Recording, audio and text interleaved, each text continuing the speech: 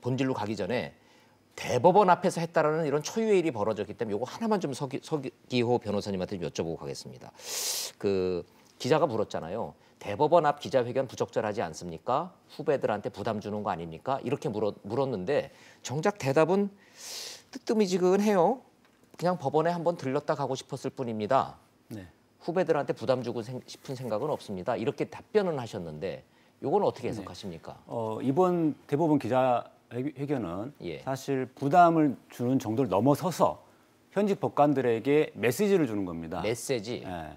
그래서 이번 재판 개입이라는 거는 있을 수 없고 그렇기 때문에 이거는 죄도 성립되지도 않는 것이고 이런 메시지를 주는 건데요. 실제로 6월 1일 날 그 놀이터 앞에 기자회견을 했었을 때도 그때도 이런 비슷한 이야기를 했습니다. 재판은 신성한 것입니다. 라고 양승태 대법원장이 그랬거든요.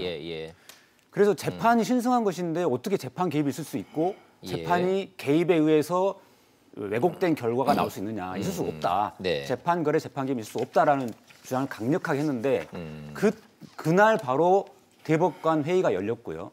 그리고 12일 날 대법관 회의가 한 차례 더 열리면서 그 검찰 수사 입장을 수사에 협조하겠다라는 김명수 대법원장의 입장 발표가 나자마자 2시간 반 만에 대법관 13명의 전원 공동 성명으로 재판 거래는 있을 수 없다라는 이야기를 했거든요. 그러니까 결국은 그 양승태 대법원장의 놀이터 앞 기자회견이 대법관 13명의 공동 성명으로까지 나올 정도로 이어졌었습니다. 이번도 마찬가지라는 겁니다.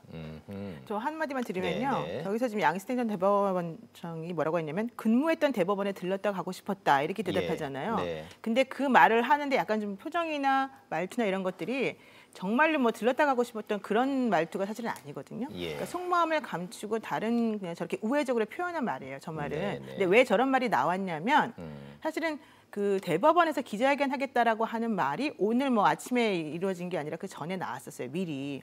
그랬는데 그거를 변호인들에게만 이제 좀 공지를 했다는 거예요. 그 얘기는 무슨 얘기냐면 대법원장하고 사전 조율 없이 현재 대법원하고 조율 없이 그냥 개인적으로 그런 얘기를 했어요. 먼저.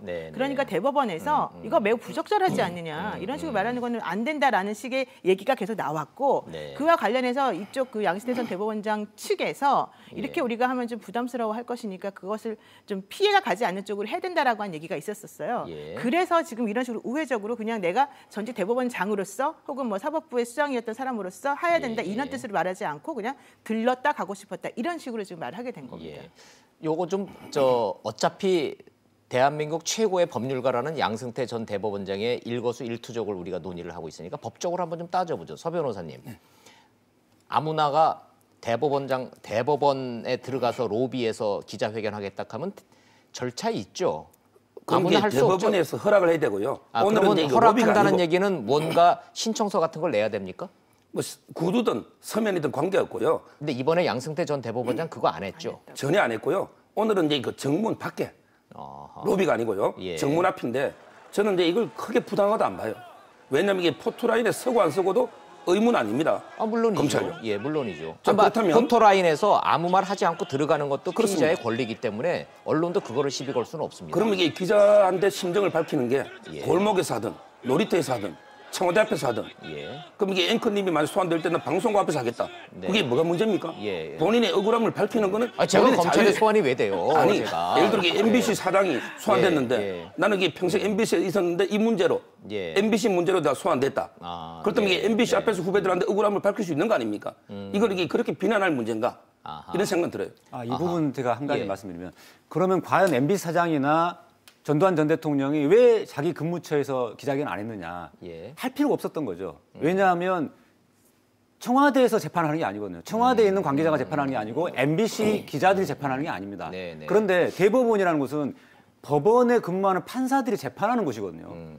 판사들이 재판하는 곳에서 내가 전직 대법원장이었고 당신들 그 위에 수장 아니었냐. 라는 이야기를 하는 거기 때문에 지금 재판에 영향을 미치는 겁니다. 이거는. 예. 그래서 청와대나 MBC 건물 앞과 이 대법원 건물 앞은 너무나 차이가 큰 겁니다. 근데 저런 식으로 하면은 상당히 부담이 돼요.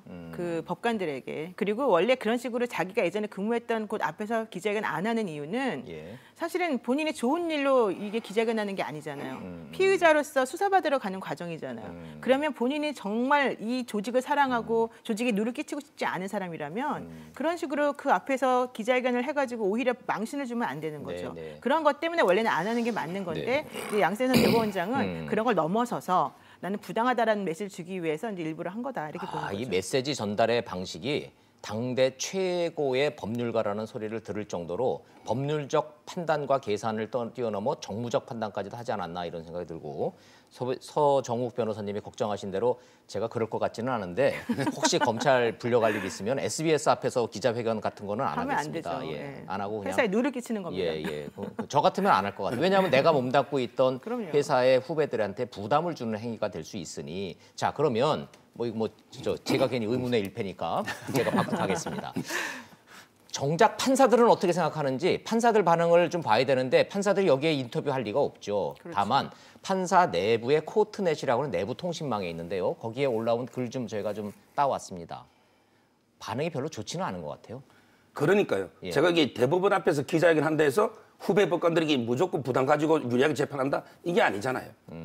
저런 식으로 이게 어차피 판사들은 법과 양심에 따라 소신에 따르게 판단할 거로 저는 믿고요. 네, 판사들은 뭐 그런 것 같지만 어찌됐든 재판에 개입하려는 의도라는 메시지에 대해서는 판사들도 동의는 하네요. 그렇죠. 근데 오늘 메시지를 보세요. 정말 이게 하나하나 구절구절 볼 때마다 고도로 정말 법조인으로서 고도로 이게 계산된 발언을 하나하나 하고 있거든요. 조금 전에 다 분석했지만 그렇다면 저는 이게 포토라인의 기자회견은요 가장 효율적으로 국민들한테 가장 자기 억울함을 호소할 수 있는 이런 이게 장소나 시간을 선택할 수 있는 거예요. 하긴요. 그 점에서는 이게 저는 신의 한 수로 아주 이게 잘 선택을 했다 이렇게 보는 거죠. 뭐 어떤 목적인지는 이제 시청자 여러분들도 충분히 좀 이해를 하셨을 것 같고 이런 이유로 그런 목적으로 굳이 기자회견 장소를 검찰 포토라인이 아닌 대법원을 선택했구나 이제 이해를 충분히 하셨을 것 같은데 법률가답게 좀 법대로 했으면 어땠을까 이런 생각들은 시청자 여러분들이 할 것 같아요. 정치인들이 하는 행위잖아요. 저런 행위들은. 정치적 메시지 뭐 이런 건데 대법원장답지는 않았다 이런 평가도 있긴